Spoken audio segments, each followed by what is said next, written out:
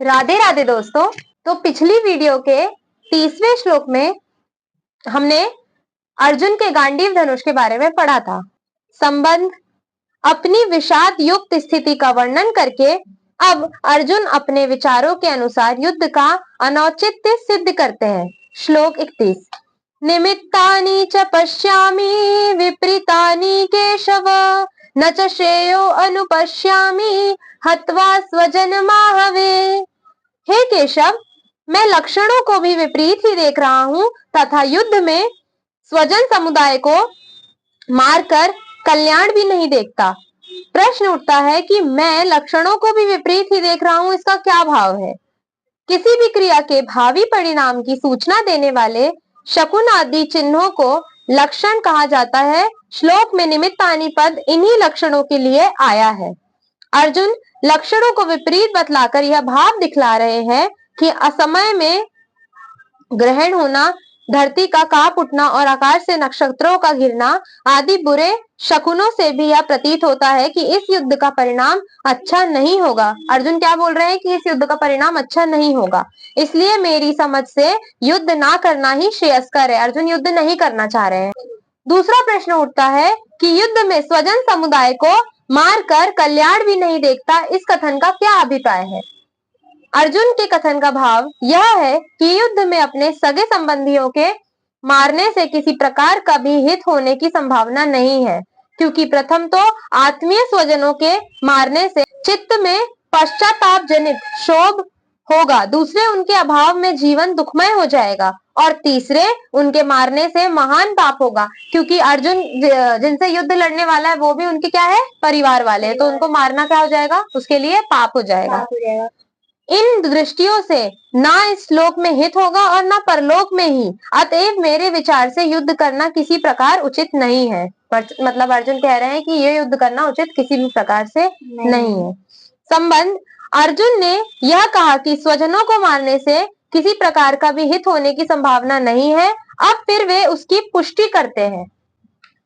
श्लोक 32 नाकाक्षे विजयम कृष्ण न च राज्यम सुखानि च किम नो राज्येन गोविंद किम भोगैर्जीवितेन वा। हे कृष्ण, मैं ना तो विजय चाहता हूँ और ना राज्य तथा सुखों को ही।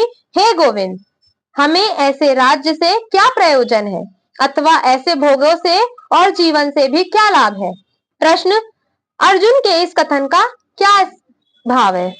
अर्जुन अपने चित्त की स्थिति का चित्र खींचते हुए कहते हैं कि हे कृष्ण, इन आत्मीय स्वजनों को मारने पर जो विजय, राज्य और सुख मिलेंगे, मैं उन्हें जरा भी नहीं चाहता। कि जो युद्ध में जितने मेरे परिवार वाले हैं उनको आत्मीय स्वजन कह के बुला रहा है अर्जुन, और मैं उनको मार कर और उनको मारने पर विजय, राज्य और सुख मिलेंगे, मतलब उनको मारने पर जो विजय मिलेगी, जीत मिलेगी और जो राज्य मिलेगा, मैं उन्हें जरा भी नहीं चाहता। मुझे तो यही प्रतीत होता है कि उनके मरने पर हमें इस लोक और परलोक में संताप ही होगा। फिर किस लिए युद्ध किया जाए और इन्हें मारा जाए? अर्जुन किससे बोल रहे हैं? ये श्री कृष्ण से। फिर क्या होगा ऐसे राज्य और भोगों से? मेरी समझ से तो इन्हें मारकर जीने में भी कोई लाभ नहीं है, कि मतलब वो अपने परिवार वालों को मारकर जीने में भी कोई तृप्ति नहीं रखता है।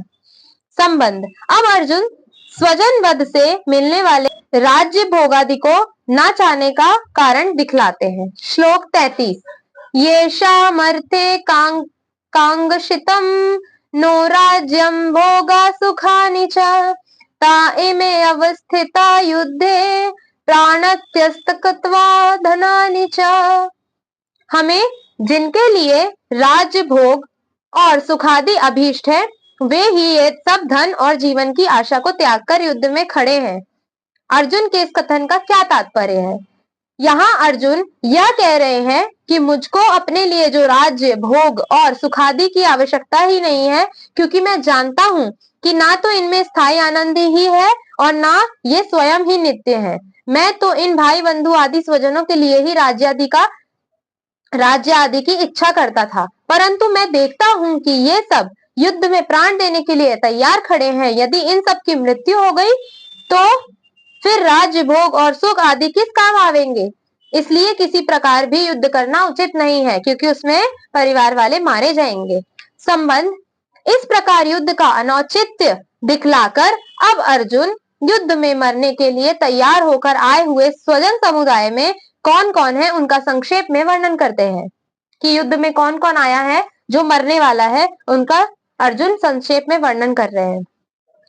श्लोक 34। आचार्याः पितरः पुत्रास्तथैव च पितामहः मातुलः श्वशुरः पौत्राः श्यालः संबंधिस्तथा। गुरजन, ताऊ, चाचे, लड़के और उसी प्रकार दादे, मासे, ससुर, पौत्र, साले तथा और भी संबंधी लोग हैं। अर्जुन इन संबंधियों के नाम लेकर क्या कहना चाहते हैं? आचार्य, ताऊ, चाचे आदि संबंधियों की बात तो संक्षेप में पहले कही जा चुकी है। यहाँ श्याला शब्द से धृष्टद्युम्न, शिखंडी और सुरत आदि का संबंधना से जयद्रथ आदि का स्मरण कराकर वे यह कहना चाहते हैं कि संसार में मनुष्य अपने प्यारे संबंधियों के लिए ही तो भोगों का संग्रह किया करता है। जब ये ही सब मारे जाएंगे तब राज्य भोगों की प्राप्ति से होगा ही क्या? ऐसे राज्य भोग तो दुख के ही कारण होंगे। संबंध, सेना में उपस्थित शूरवीरों के साथ अपना संबंध बतलाकर अब अर्जुन किसी भी हेतु से इन्हें मारने में अपनी अनिच्छा प्रकट करते हैं। श्लोक 35। एतान् हन्तुमिच्छामि घ्नतोऽपि मधुसूदन अपि त्रैलोक्य राजस्य हेतोः किं न मही कृते। हे मधुसूदन, मुझे मारने पर भी अथवा तीनों लोकों के राज्य के लिए भी मैं इन सबको मारना नहीं चाहता, फिर पृथ्वी के लिए तो कहना ही क्या।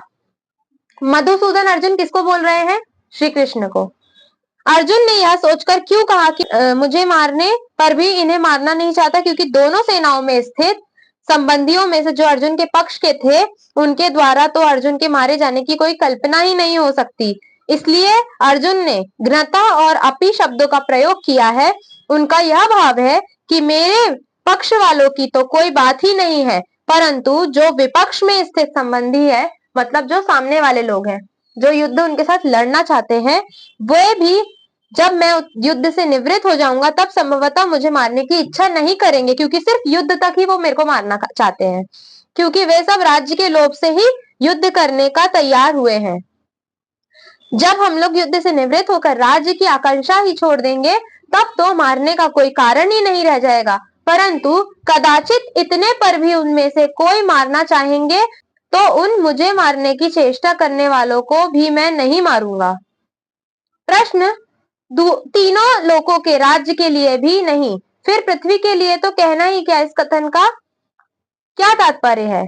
इससे अर्जुन ने यह भाव दिखलाया है कि पृथ्वी के राज्य और सुखों की तो बात ही कौन सी है, इनको मारने पर कहीं त्रिलोक निष्कंटक राज्य मिलता हो तो उसके लिए भी मैं इन आचार्य आदि आत्मीय स्वजनों को नहीं मारना चाहूंगा। आज का श्लोक यही संपन्न होता है। राधे राधे। अगर आपको हमारी वीडियो पसंद आए तो लाइक, शेयर एंड सब्सक्राइब कीजिए। धन्यवाद। राधे राधे।